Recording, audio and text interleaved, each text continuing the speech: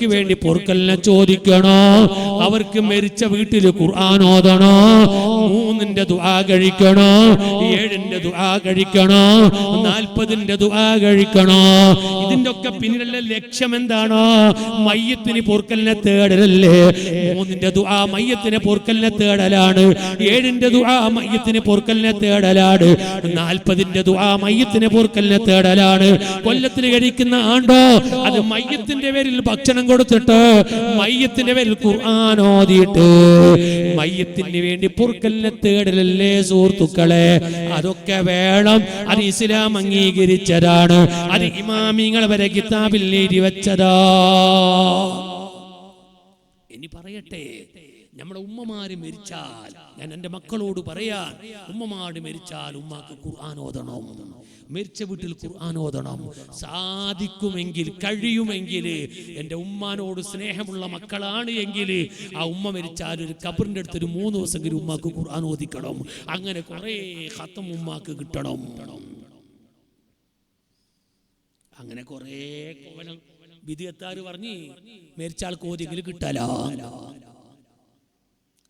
അത് കൊണ്ടുകൊടുക്കുന്ന സെക്രട്ടറി ഓന്നും തോന്നുന്നുണ്ട്, അതിന്റെ കൂലിയെല്ലാം കൊണ്ടുകൊടുക്കുന്ന സെക്രട്ടറി ഓന്നും തോന്നുന്നുണ്ട്. മരിച്ചാൾക്ക് ഓതിയെങ്കിലും കിട്ടൂല. ആരാ കൊടുക്കുന്നവര്? അല്ല. കൊടുക്കൂലെന്ന് ചൽപ്പി കൊടുക്കുന്നവൻ അല്ല, കിട്ടൂല ഓൻ. എന്തേ? അല്ല കൊടുക്കുന്നതിനെ കൊണ്ടുകൊടുക്കുന്ന സെക്രട്ടറി ഓനാ? റബ്ബല്ലേ കൊടുക്കുന്നത്. അള്ളാഹു കൊടുക്കുന്നതിനെ തടയാൻ പറ്റുമോ? മരിച്ചാൽ ഖബറാളികൾക്ക് ഓതിയാ കിട്ടും. എല്ലാ ഇമാമികളും അംഗീകരിച്ചതാ. അങ്ങനെ കുറെ കാലം പറഞ്ഞു ഫലിക്കുന്നില്ല. ഇപ്പൊ വിധിയെത്താർ ബോറൊന്നും ഉണ്ടാക്കില്ല. എന്തറിയോ? ആരെങ്കിലും മരിച്ചവർക്ക് മെല്ലെ വന്നിട്ട് ചാമുടുന്ന അങ്ങനെ അഭിപ്രായം. എന്ത് പിരാന്ത, മുത്താലിങ്ങൾ ഉറങ്ങിനേം കബർ നിൽക്കും. കിട്ടാത്ത വിഷയം പോയിപ്പോ ഇപ്പൊ എന്ത് മുത്താലിങ്ങൾ കബർ നിർത്ത് ഓതുന്നേ, ഉറങ്ങുന്നേ. അങ്ങനെ എന്നോട് എൻ്റെ ഒരാൾ പറഞ്ഞു, സാറേ മുത്താലിങ്ങൾ കബറിൻ്റെ അടുത്ത് ഓതുന്നത് കൊണ്ട് ചാമം കത്ത വേണ്ട, നിങ്ങൾക്ക് ഇടാൻ ആഗ്രഹം ഉണ്ടാ? ഉണ്ട്. ഞാൻ ഏറ്റെടുത്തു പറഞ്ഞു. ഞാൻ ഏറ്റെടുത്ത് ഓതി. കാര്യം ഉറങ്ങുന്നേ, നിങ്ങൾ പിരാന്ത് പറയണ്ട. ഞാൻ ഏറ്റെടുത്ത് ഓതി കഴിഞ്ഞ പഠിക്കണ്ട. ആഗ്രഹം ഉണ്ടാ? ഇട്ടോളൂ. ഇത് കിട്ടുന്ന കൂലി മുടക്കുന്ന പരിപാടിയാണ്, വേറൊന്നുമില്ല. ഏനി മുത്താലും ഒന്നും ഉറങ്ങിയാൽ തന്നെ മറ്റോ, അതുകൊണ്ട് 2 ആളെ വെക്കുന്ന പരിപാടിയല്ലേ. ഒരാൾ ഓതും, മറ്റാൾ ഉറങ്ങിപ്പോയി എന്ന് വെക്കാം. എന്നാ ഒരാൾ അവിടെ ഓതുന്നില്ലേ? സുബ്ഹാനല്ലാഹ്. എങ്ങനെങ്കിലും ഒന്ന് ഖുർആൻ ഓത്ത് മുടക്കണം. എന്തേ? മരിച്ചാൾക്കൊന്നും കിട്ടിക്കൂടാ. ഒരാൾ മരിച്ചപ്പോ ഞാൻ പറഞ്ഞു, എന്റെ കുടുംബത്തിലാണ്, ഞാൻ പറഞ്ഞു ഇത്ര വലിയ പൈസ ഒക്കെ കുറച്ച് ചാമിട്ടൂടെ, ഉപ്പാൻ വസിയത്തുണ്ട്, ചാമിടാൻ പാടില്ല എന്ന് പറഞ്ഞു. ഉപ്പാൻ വസിയത്തുണ്ട്, ആയിക്കോട്ടെ, വസിയത്തൊക്കെ നടപ്പിലാക്കണല്ലോ, ആയിക്കോട്ടെ, ഞാൻ സമ്മതിച്ചു, ആയിക്കോട്ടെ. അങ്ങനെ കുറച്ച് കഴിയുമ്പോ ഈ മോൻ എന്നോട് പറയുന്നത്, അതിപ്പോ മുത്താനിങ്ങളിലെ ഉസ്താദെ, കബറിന്റെ അടുത്ത് ഉറങ്ങുന്ന ഉസ്താദെ, മൊബൈൽ ഒത്തുന്ന ഉസ്താദെ. എങ്ങനെ മൊബൈൽ ഒത്തുന്നേ? നിങ്ങൾ പേര് മറിച്ചത്തേക്ക് കബറിന്റെ അടുത്ത് മൊബൈൽ ഉണ്ടാ നോക്കി. എന്റെ മുത്താനികൾ ഓതലുണ്ട്, നോക്കിങ്ങോ കബറിന്റെ അടുത്ത് ഫോൺ ഉണ്ടാ നോക്കി വന്നിട്ട്. അപ്പൊ ഞാൻ പറയുന്നത്, കിട്ടുന്ന പ്രതിഫലം നഷ്ടപ്പെടുത്തരുത്. മയ്യത്തിനിക്ക് ഖുർആൻ ഓതണോ, മയ്യത്തിന്റെ പേരിൽ ഹദിയ ചെയ്യണോ, മയ്യത്തിന്റെ പേരിൽ ഭക്ഷണം കൊടുക്കണോ? അത് മക്കൾ ചെയ്യേണ്ട ഏറ്റവും വലിയ കടപ്പാടാണ്. ഇരിക്കട്ടെ, ഞാൻ ഒരു കാര്യം ഓർമ്മപ്പെടുത്തുകയാണ്. ഇമാം തൊബറാനി തന്റെ മുഅ്ജമിൽ എഴുതി വെച്ചത് കാണാം. നബി സല്ലല്ലാഹു അലൈഹി വസല്ലമ തങ്ങളെ പോറ്റുമ്മയായ ഫാത്തിമത്ത് ബിൻത് അസദ് റളിയല്ലാഹു അൻഹാ, അസദിന്റെ മകളായ ഫാത്തിമ ഉമ്മ റളിയല്ലാഹു അൻഹാ, അലിയാർ തങ്ങളെ ഉമ്മയാണ്, അബൂ ത്വാലിബിന്റെ ഭാര്യയാണ്, റസൂലുള്ളാഹിന്റെ എത്രയോ കൊല്ലത്തെ പോറ്റുമ്മയാണ്. ആ പോറ്റുമ്മ മരിച്ചപ്പോൾ, ഫാത്തിമത്ത് ബിൻത് അസദ് എന്ന് പറയുന്ന പോറ്റുമ്മ മരിച്ചപ്പോൾ, നബി സല്ലല്ലാഹു അലൈഹി വസല്ലം തങ്ങൾ സ്ഥലത്തില്ല. റസൂലുള്ളാഹി തങ്ങൾ ആ ഉമ്മാന്റെ അടുത്തേക്ക് വരുന്നു. അതാ മയ്യത്തിന്റെ അരികെ ഇരിക്കുന്നു. റസൂലുള്ളാഹി ഉമ്മാന്റെ മഹത്വം ഇങ്ങനെ പറയുന്നു. ഇരിക്കട്ടെ, ഞാനത് വിശദീകരിക്കുന്നില്ല. അങ്ങനെ മയ്യത്ത് കുളിപ്പിക്കാൻ വേണ്ടി പറഞ്ഞു, കുളിപ്പിച്ചു, ഖബർ കുഴിച്ചു, എല്ലാം കഴിഞ്ഞു. റസൂലുള്ളാഹി തങ്ങൾ ഖബറെല്ലാം കുഴിച്ച് കഴിഞ്ഞെന്ന് പിന്നെ മയ്യത്തിന്റെ അടുത്തേക്ക് വന്നു. എന്നിട്ട് ആ പോറ്റുമ്മാന്റെ അടുത്ത്, അല്ലാഹുമ്മ ഗഫിർ ലി ഉമ്മി ഫാത്തിമത്ത ബിൻത് അസദ്. അസദ് എന്ത്? പടച്ചോനെ, അസദിന്റെ മകളായ ഫാത്തിമയാകുന്ന എന്റെ ഉമ്മാക്ക് നീ പുറത്തു കൊടുക്കണേ അല്ലാഹ്. മുത്തായ റസൂലുള്ളാഹി, ഹബീബായ റസൂലുള്ളാഹി തങ്ങൾ തന്റെ പോറ്റുമ്മയാകുന്ന ഫാത്തിമത്തു ബിൻത് അസദ്, അസദിന്റെ മകളായ ഫാത്തിമാനെ മുമ്പിൽ വെച്ചിട്ട് അല്ലാഹുവിന്റെ ഹബീബ് ദുആർക്കാണ്, അല്ലാഹുമ്മ ഫില്ലി ഉമ്മി വലഖിൻഹാ ഹുജ്ജതഹാ, പടച്ചോനെ എന്റെ ഉമ്മക്ക് നീ പുറത്തു കൊടുക്കണേ, ചോദ്യങ്ങൾക്ക് മറുപടി നൽകാൻ കഴിവ് നൽകണേ, വവസ്സിഇ മദ്ഖലഹാ, ഉമ്മാന്റെ ഖബറിനെ വിശാലമാക്കി കൊടുക്കണേ. നബി സല്ലല്ലാഹു അലൈഹി വസല്ലം തങ്ങൾ അവിടുത്തെ പോറ്റുമ്മയാകുന്ന ഫാത്തിമ ഉമ്മ മരിച്ചപ്പോ ആ ഉമ്മാക്ക് വേണ്ടി റസൂലുള്ളാഹി തങ്ങൾ ദുആ ചെയ്യുന്നു. ഇരിക്കട്ടെ സുഹൃത്തുക്കളെ, അപ്പൊ മരിച്ചവർക്ക് വേണ്ടി പൊറുക്കലിനെ തേടല്, മരിച്ചവർക്ക് വേണ്ടി ദുആ ചെയ്യല്, തന്റെ ഉമ്മമാര് മരിച്ചാൽ മാതാപിതാക്കൾ ചെയ്തു കൊടുക്കേണ്ട പ്രധാനപ്പെട്ട കടപ്പാടുകളാണ് നബി സല്ലല്ലാഹു അലൈഹി വസല്ലം തങ്ങൾ പറയുന്നത്. മൂന്നാമതായി ഹബീബായ തങ്ങൾ പറഞ്ഞു, മാതാപിതാക്കൾ മരിച്ചു കഴിഞ്ഞാൽ മക്കൾ ചെയ്തു കൊടുക്കേണ്ട കടപ്പാടുകൾ പറയുന്ന കൂട്ടത്തിൽ നബി സല്ലല്ലാഹു അലൈഹി വസല്ലം തങ്ങൾ പറയാണ്, വ ഇൻഫാദു അഹ്ദിഹിമാ, അവരുടെ കരാറ് നടപ്പിൽ വരുത്തണോ, അവരെ വസിയത്ത് നടപ്പിലാക്കണോ. ഉമ്മാന്റെ വസിയത്തുണ്ടോ, ബാപ്പാന്റെ വസിയത്ത് ഉണ്ടോ, ആ വസിയത്ത് നടപ്പിലാക്കണം. ഉമ്മ മരിക്കുമ്പോൾ ചിലപ്പോൾ എന്തെങ്കിലും വസിയത്ത് പറഞ്ഞിട്ടുണ്ടാകും, മോനെ ആ 2 തെങ്ങ് ഞാൻ മരിച്ചെങ്കിൽ മണിയമ്മാരെ പള്ളിക്ക് കൊടുത്തിരുന്നോ, ആ 10 കവുങ്ങ് ഞാൻ മരിച്ചെങ്കിൽ ആ മണിയമ്പാറ പള്ളിക്ക് കൊടുത്തിരുന്നോ. ഇങ്ങനെ ചില വസിയത്തുകൾ ഉമ്മമാര് ചെയ്തിട്ടുണ്ട് എങ്കിൽ ആ വസിയത്തിനെ നടപ്പിലാക്കണോ.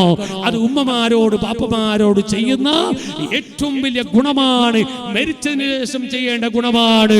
മുഹമ്മദുർ റസൂലുള്ളാഹി സ്വല്ലല്ലാഹു അലൈഹി വസല്ലം തങ്ങൾ പറഞ്ഞു, നാലാമതായി മുത്തുനബി തങ്ങൾ പറയാണ്, വഇക്റാമു സദീഖിഹിമാ, മരിച്ച ഉമ്മാനോട് ബാപ്പാനോട് കാണിക്കേണ്ട നാലാമത്തെ ഏറ്റവും വലിയ ഗുണം എന്താണ്?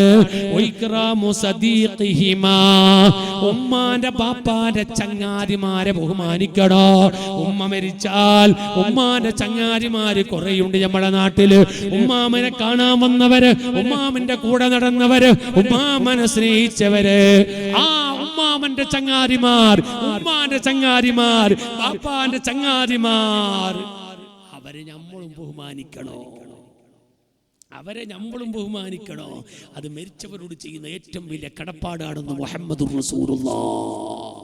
എന്റെ ബാപ്പാക്ക് ഒരു ചങ്ങാതി ഉണ്ടായിരുന്നു, ബാപ്പ മരിച്ചാൽ ആ ചങ്ങാതി ഞാൻ കൈയൊഴിക്കാൻ പാടില്ല. ഞാൻ ഓർത്തു പോവുകയാണ്, എൻ്റെ ഉപ്പ മരിച്ചപ്പോ 3-ന്റെ യാസീന് 7-ന്റെ ദുആക്ക് 11-ന് വെച്ച ദ്വാരിപ്പിക്കലിന് അവിടെ മറയിലിരിക്കുന്ന ഉമ്മ പ്രത്യേകം വിളിച്ചിട്ട് പറയാന്ന്, അയാളെ വിളിച്ചിനാ ഞാൻ ഉമ്മ ഇങ്ങനെ പ്രത്യേകം പറയുന്നേ, അതല്ല ഉപ്പാന്റെ ചങ്ങായിമാരാണ്, നിനക്കറിയില്ല, അതല്ല ഉപ്പാന്റെ ചങ്ങായിമാരാ, അതൊക്കെ ബാപ്പാന്റെ ചങ്ങാതിമാരാ.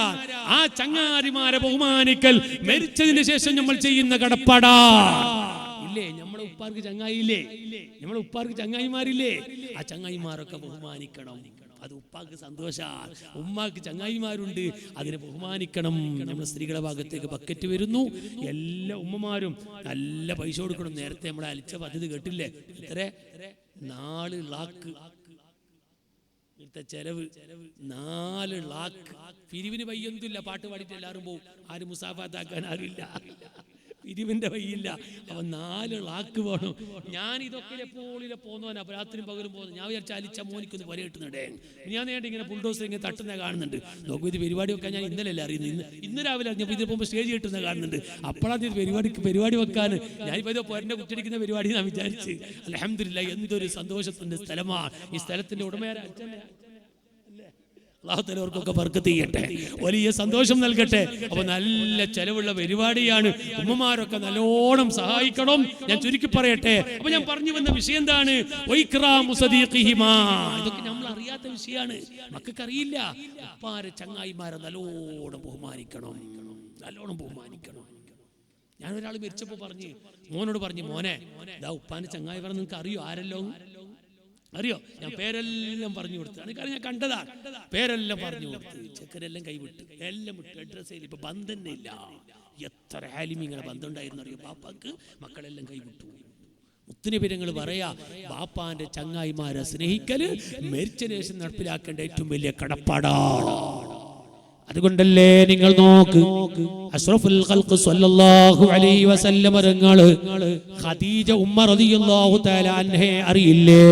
റസൂലുള്ളാഹിന്റെ താങ്ങും തണലുമായിരുന്ന ഖദീജ ഉമ്മ റളിയല്ലാഹു അൻഹ, ആ ഖദീജ ഉമ്മ വഫാത്തായിട്ട് പോലും ഹബീബായ തങ്ങള് ഇടക്ക് അല്ലെങ്കിൽ കൊല്ലത്തിന് കൊല്ലം ആട് അറക്കുന്നു,